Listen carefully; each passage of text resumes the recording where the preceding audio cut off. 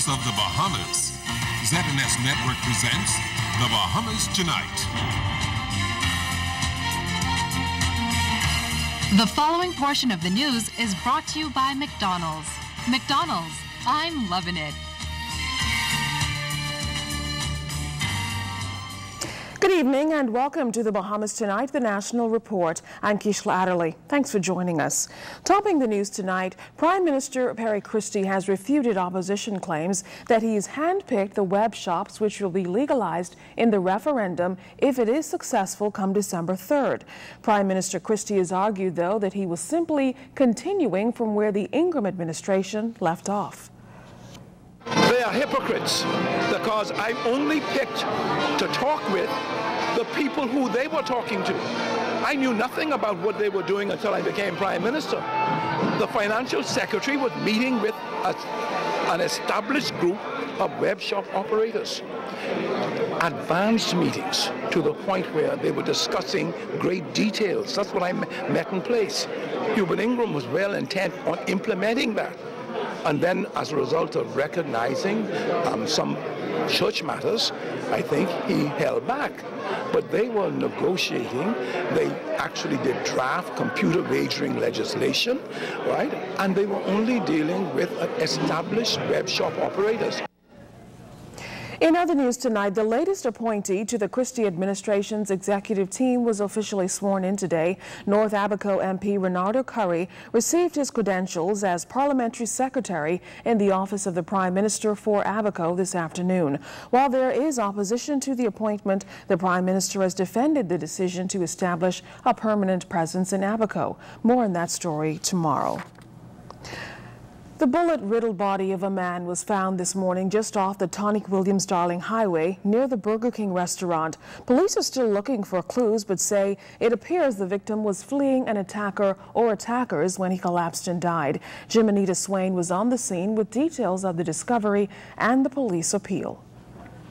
More than 2 hours today, police crime scene investigators and senior officers processed the scene just off the Tonic-Williams-Darling Highway. Officers surrounded the lifeless body of an unidentified male lying in the street in a pool of blood. Police press liaison officer Inspector Kristen Skippings says police were alerted about the body sometime after noon. At present, we cannot say what the circumstances surrounding this particular incident is. However, we want to make a general plea to members of the public who may have any information or who may have been in this particular area. Shortly before noon, you may have seen someone running from the area, you may have seen a vehicle speeding from the area. We want to ask you to please give us a call at our police department. Inspector Skippings was unable to say if there were any other injuries to the body. Police do not know who the victim is, only that he is a male in his late 20s. Inspector Skippings says he was dressed in a short jeans pants, white sneakers and shirtless. She was also unable to say how long the body was in the street. However, some witnesses who did not wish to go on camera say the body was in that position from after 10 that morning. However, police believe he was shot in bushes and ran into the streets where he was found. I want to make a plea to any family member who may not have seen a family member, maybe.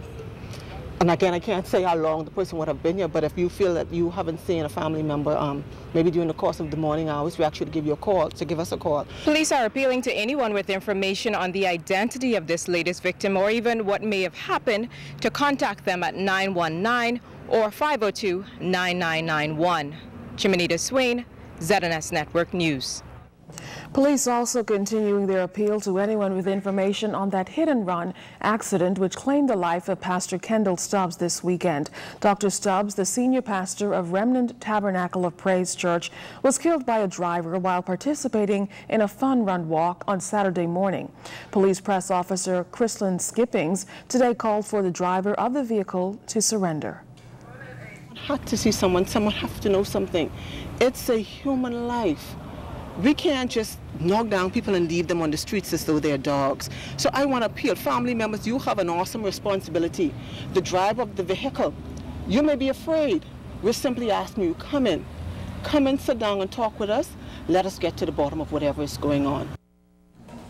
In other news tonight, the Department of Statistics began its biannual household survey today to determine unemployment levels in the country. Statistician Cipriana Winters says though the survey was routinely done on an annual basis, it's being done biannually as of late in order to give the government a more accurate accounting of the jobless rate.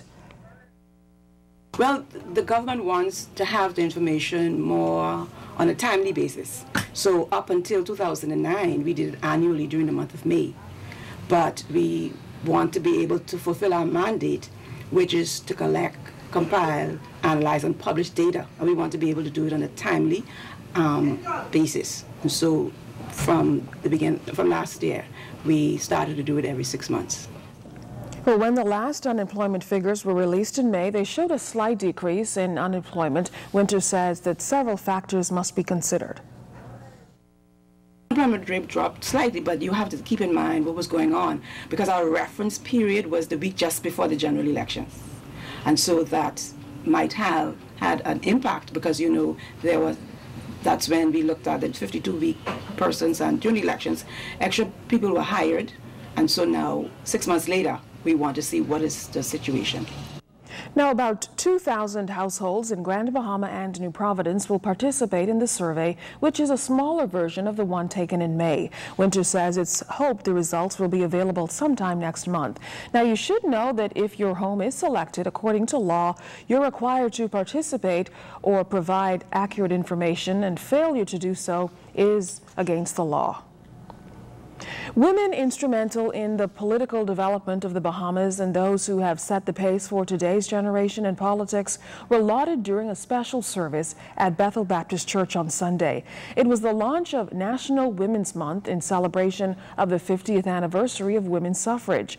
Women in politics and those in the wider society attended that service as Prime Minister Perry Christie reflected on the role of those women in the suffrage movement. It was in 1948 when women in the Bahamas began to call for the right to vote. And it would take 14 years for this to become a reality. Mary Ingram, Georgiana Simonet, Eugenia Lockhart, Mabel Walker, and Doris Johnson. They stand tall as leaders in the fight, and they were supported by many other women. They were not deterred, despite the resistance and roadblocks. There is no doubt that November 26, 1962, opened a door for women in the Bahamas, which can never be shut, and that their contribution to the growth and development of this country in every field is worthy of praise. As we embark on this month's celebration of this milestone for our women, I take this opportunity on behalf of a grateful people to salute all women in the Commonwealth of the Bahamas and acknowledge their 50 years of contribution to our country. Now, Prime Minister Christie once again noted the need to recognize Bahamians for their contributions, hailing Effie Walks as one who played a unique role in national development. When there was a time to be afraid in our country, men were few in stepping forward. Women were fewer. Effie Walks